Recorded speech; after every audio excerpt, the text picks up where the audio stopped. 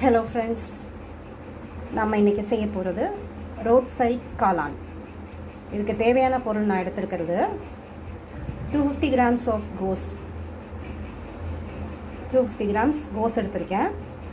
Mushroom காளான் அது 250 grams எடுத்திருக்கேன். ஸோ ஈக்குவல் ரேஷியோவில் எடுத்திருக்கோம்.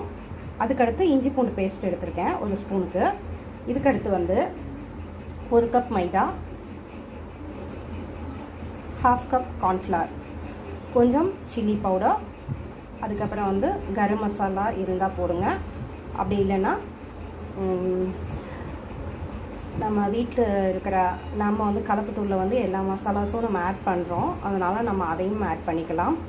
ஸோ மஞ்சத்தூள், மிளகாத்தூள், உப்பு, இஞ்சி பூண்டு பேஸ்ட் வித் காளான் அண்ட் கோஸ் இதை மட்டும் நம்ம போட்டுட்டும் பண்ணலாம். இதை எல்லாத்தையும் நல்லா மிக்ஸ் பண்ணி எடுத்துக்கிட்டு அந்த தண்ணியிலே நமக்கு தேவையான தண்ணி இருந்தால் நம்ம அதையே இது பண்ணிக்கலாம். இல்லை கொஞ்சம் தேவைப்படுது அப்படின்னாக்கா நம்ம கொஞ்சம் தண்ணி ஆட் பண்ணி பிணைஞ்சு ஒரு வடை தட்டி போடுற மாதிரி குட்டி குட்டியாக ஆயில்ஸில் போட்டு ஃப்ரை பண்ணி எடுத்துக்க போகிறோம்.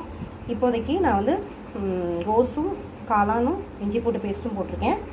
இப்போ நான் மைதா கொஞ்சம் ஆட் பண்ணிக்க போகிறேன்.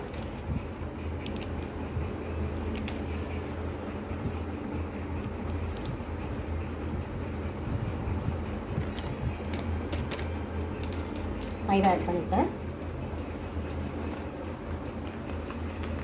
ஸோ இப்போ கார்ன்ஃப்ளவர் கொஞ்சம் ஆட் பண்ணிக்கிறேன்.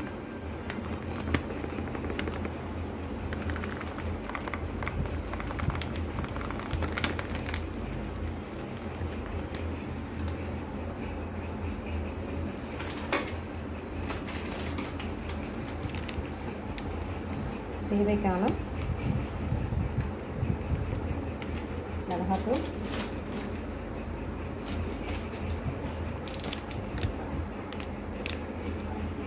கொஞ்சம் மஞ்சள்.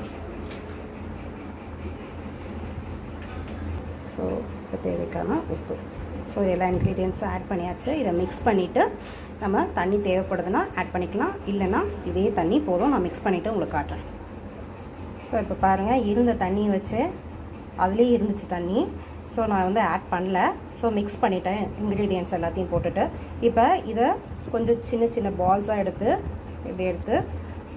அப்படியே எடுத்து நம்ம அப்படியே எண்ணெயில் அப்படி போட்டு போட்டு பொரிச்சு எடுத்தோம்னா அந்த பபுள்ஸ் அடங்கினோம்னா எடுத்து நம்ம ஒரு தட்டில் எடுத்து வச்சுக்கலாம். ஸோ இப்போ எண்ணெய் காஞ்சிடுச்சு. நம்ம ஒவ்வொரு கொஞ்சம் கொஞ்சமாக எடுத்து எண்ணெயில் விடுவோம்.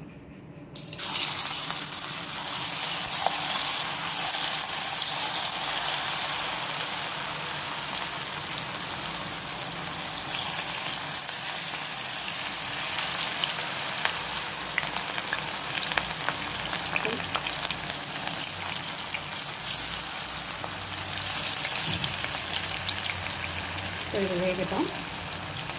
ஸோ இப்போ ஃப்ரை பண்ணியாச்சு. இதே மாதிரி எல்லாத்தையும் பொரித்து எடுத்துக்குவோம். ஸோ இதை எடுத்து ஒரு தட்டில் எடுத்து வச்சுக்குவோம்.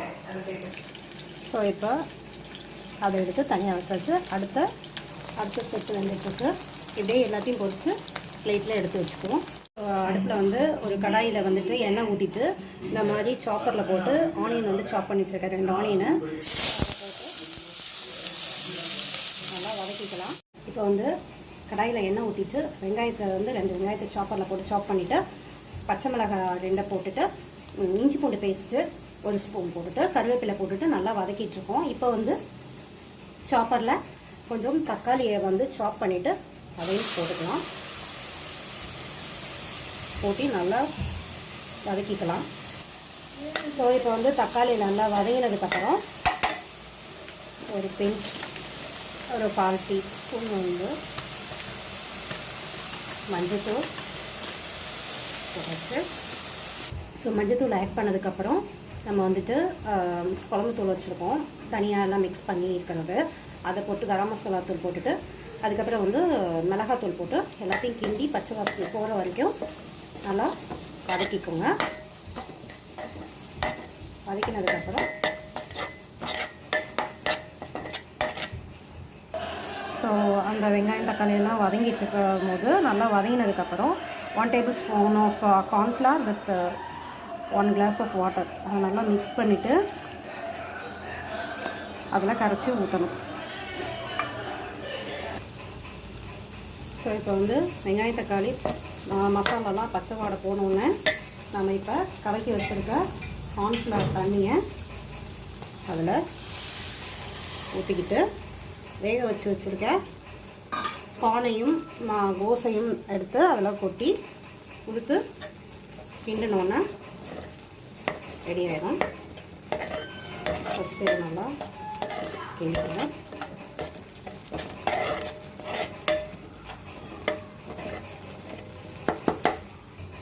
ஸோ காளான் வந்துட்டு ஆட் பண்ணதுக்கப்புறம் நல்லா சுண்டி வந்ததுக்கப்புறம் அதில் வந்து கார்னிஷிங்க்கு வந்து நம்ம வழக்கம் போல் கொத்தமல்லியை வந்து பிச்சு போட்டுட்டு வெங்காயம் கேஸ் வேணும்னா நம்ம வெங்காயம் ஆட் பண்ணிக்கலாம். இப்போ பசங்களுக்கு வெங்காயம் பிடிக்காது, நம்ம வேணும்னா அதுக்கப்புறம் ஆட் பண்ணிக்கலாம். ஸோ இவ்வளோ தான், காளான் ரெடி.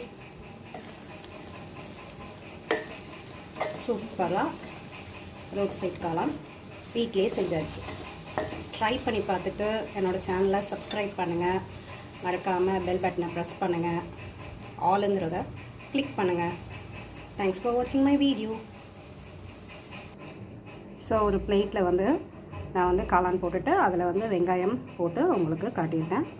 ஸோ இவ்வளோ தான், ரோட் சைட் காளான் ரெடி ஆயிடுச்சு. ஸோ செஞ்சு பார்த்துட்டு எப்படி இருக்குன்னு கமெண்ட் பண்ணுங்கள்.